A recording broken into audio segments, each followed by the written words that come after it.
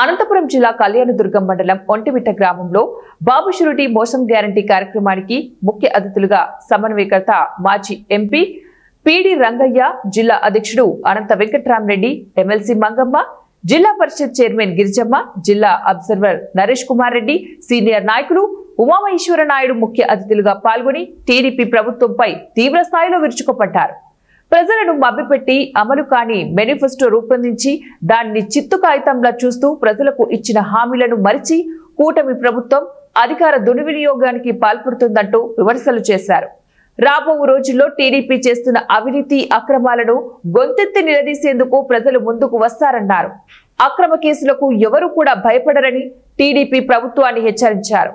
CM Chandrababu చేసిన మోసాన్ని ప్రతి ఇంటికి, ప్రతి ఒక్కరికి తెలియజేసే విధంగా ప్రతి ఒక్క కార్యకర్త చురుగ్గా పనిచేయాలని పిలుపునిచ్చారు.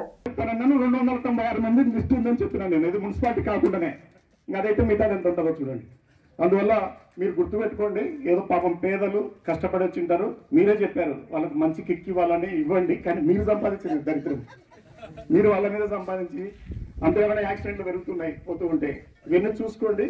సూపర్ 6 ఏ స్థాయిలో నడిచింది అనేది జనాలకు తెలుసు, ఏ ఇంటికి పోయినా చెప్తారు. ఇప్పుడు కూడా ప్రతి ఇంటికి పోవాల్సిందే. పార్టీ ప్రకటించిన రోజులే కాదు, మనం అవి పెట్టుకుందాం. ఎప్పుడు ఊర్లో పోయినా ఇస్తూ ఉన్నాం. జగనన్న వస్తే ఏం చేసినాడు, వీళ్ళు వచ్చినాక ఏం చేసినారని ఇస్తూనే ఉన్నాం. 4 సంవత్సరాలు ఇస్తూనే ఉన్నాం. దీన్ని ఆపేది లేదు, చెప్తూనే ఉండాలి. అప్పుడే అలా గుర్తొస్తుంది. తర్వాత ఈ కార్యక్రమం అయిపోయిన తర్వాత మనం వీధుల్లోకి వెళ్ళి కొన్ని ఇళ్ళకి వెళ్ళేసి వద్దాం. ఇప్పుడు ఏం చెప్తావు, నాణ్యమైన మద్యానికి సరసమైన ధరలకు ఇస్తానంట, తక్కువ ధరలకు ఇస్తానంట. ఇట్లా ఎవరన్నా ఒక ముఖ్యమంత్రి చెప్పినాడా? ఎవరైనా చెప్పినారా? నువ్వు ఏం చదువుకున్నావు? ఇక్కడికి వచ్చి ఎంత మోసం చేసావు జనాల్ని. కళ్యాణదుర్గంలో పొలం అమ్ముతున్నావా? ఎంత పని చేస్తున్నావు? ఆపొద్దు, అమ్మొద్దు. మన సురేంద్రన్న వస్తాడు, కాలువలు దవ్వుతాడు, వస్తాయి నీళ్ళు వస్తాయి, మీ పంటలు పడతాయని నువ్వు సినిమా చూపిస్తాయి.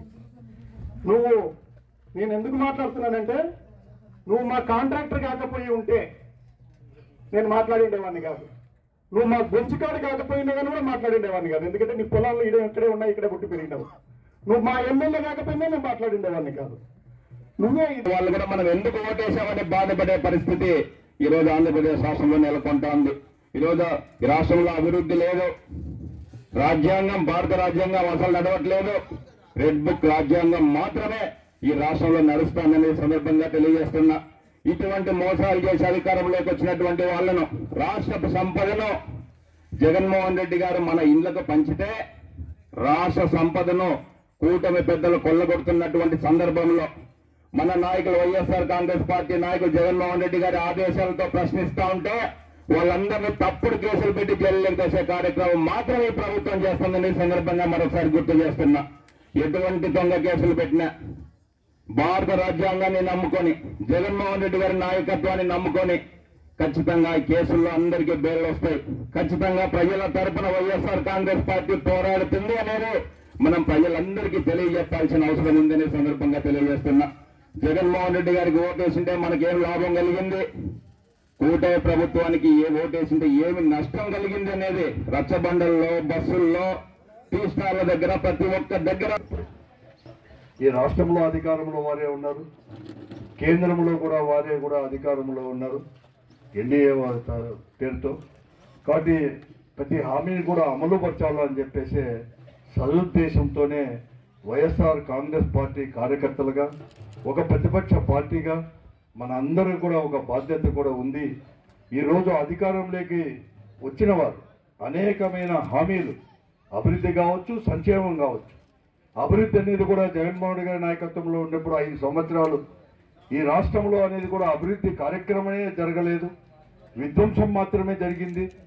అలాగే సంక్షేమం కూడా అంతకంటే కూడా మేము వస్తే అభివృద్ధితో పాటు జగన్మోహన్ రెడ్డి గారు ఇచ్చిన సంక్షేమం కంటే కూడా ఎక్కువగా ఇస్తామని చెప్పేసి కూడా అధికారం రావడం జరిగింది. 1 సంవత్సరం 12 మాసాల్లో చూసాం మనమందరూ కూడా. జూన్ వరకు కూడా 2024 నుంచి 25 జూన్ వరకు చూసాం. ఒక్క సంక్షేమ కార్యక్రమం కూడా అమలు పరచలేదు. అది మళ్ళా కూడా చెప్పాల్సిన అవసరం కూడా ఈ రోజుకు లేదు.